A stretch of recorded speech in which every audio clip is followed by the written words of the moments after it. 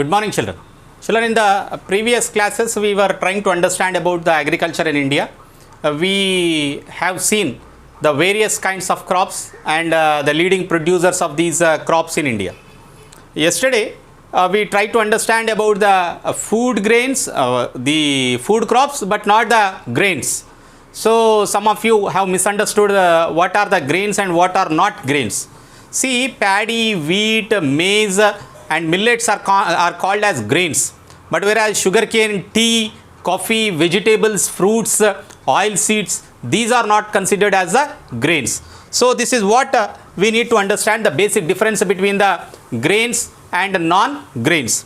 So, after understanding the leading producers of these food crops, now let us move on to the non-food crops, children. The non-food crops like rubber, fiber crops like cotton and jute, these also play very important role in the Indian agriculture. As you all know that we divided the agricultural seasons in India into three. One is Kharif, second one is Rabi, and third one is Zaid.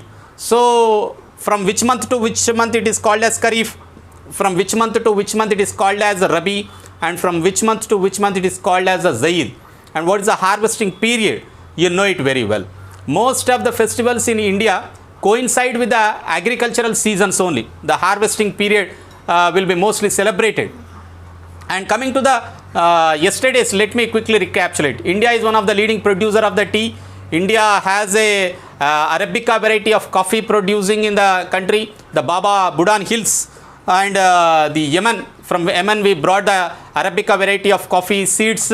And India is one of the leading producer of even vegetables also. 1/6 of the vegetables in the world are produced in India, and they are also consumed in India. India consumes a lot of vegetables. And coming to the fruits, which place is famous for what kind of fruits? Kerala is famous for what we call bananas, whereas Kashmir, apples, Shimla and Kashmir is famous for apples and apricots and other things. And even Nagpur is famous for the oranges and mango. Telangana and Andhra Pradesh is famous for mangoes. So, these kind of fruits production also we try to understand. Telangana also produces grapes, children, don't forget. The sandy soils and loamy soils are very suitable for the production, for the cultivation of a grape here. Today, let us see about the non-food crops. The non-food crops mean which are not eatable. So, like rubber is a non-food crop, and even the fiber crops like what are fiber crops, children? Fiber crops are nothing but cotton, which is a non-food crop, and even jute is also a non-food crop, but which is a fiber crop. Okay, we make garments with these fiber crop. So, coming to the rubber is generally an equatorial crop, but India has a tropical and subtropical type of climatic conditions, but rubber is a equatorial crop.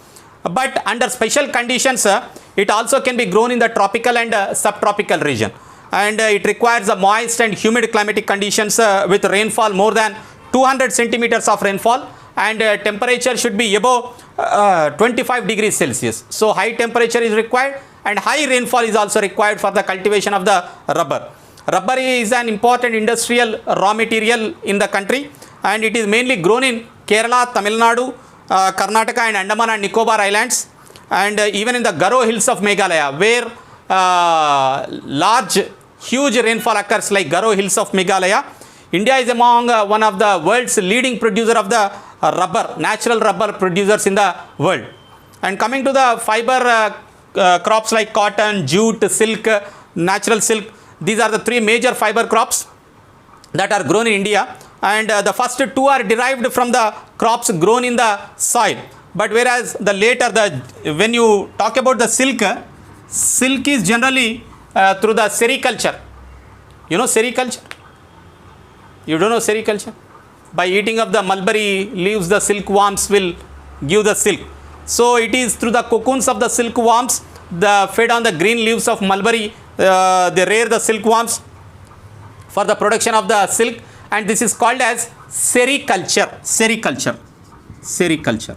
Sericulture means, what is sericulture? The silkworms fed on the mulberry leaves, and we collect the cocoons through which we get the silk. Okay, this rearing of the silkworms is called as sericulture. And coming to the cotton, India is one of the leading producers of the cotton, and India is a home of the, originally it is a home of the cotton plant.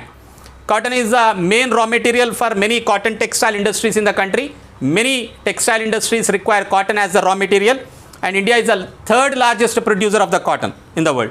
Cotton grows well in the drier parts, not in the wet, but in the drier parts it is grown well with a black cotton soil, especially in the Deccan Plateau region.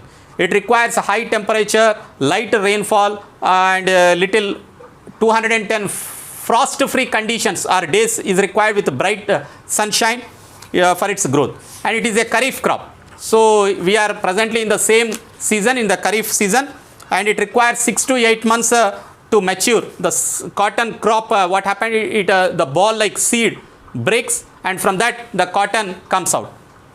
So the major cotton producing states are Maharashtra, Gujarat, Madhya Pradesh, Karnataka, Telangana, Andhra Pradesh, Tamil Nadu, Punjab, and Haryana and Uttar Pradesh are the major cotton producing states. But Maharashtra and Gujarat are the leading cotton producers in the state.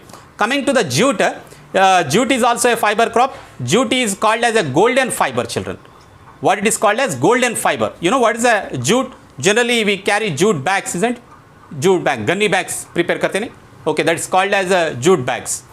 So these jute is well grown in the places like well drained soils, okay, and fertile soils in the flood plains, where the soils will be renewed every year. Due to the floods, what happened? The new alluvium soil, new soil gets formed there. In such areas, jute grows well. High temperature is required during the growth of the period. The leading producers of the jute in the country are West Bengal, Bihar, Assam, Odisha, and Meghalaya. These are the major jute producing states in the country. And it is used in making gunny bags, mats, ropes. Okay, ropes also we make, carpets and other artifacts also we prepare with the help of the jute. Due to its high cost, it has lost its market to the plastic, the synthetic fiber. Previously we had jute bags, but now all polythene covers. So with the help of, with the market being dominated by the plastics, synthetic plastics, jute has lost its market, and particularly nylon. Of course, we see packing boxes, you know, that is also made up of jute. And however, in the recent times, the markets have become eco-friendly. People also have become very nature lovers, and government started banning plastic. So now again it is slowly growing. The market for jute products are growing, and country is also experiencing a demand, a hike in the demand of the jute products. Tomorrow we shall understand about the importance of agriculture in India in our next class. Thank you.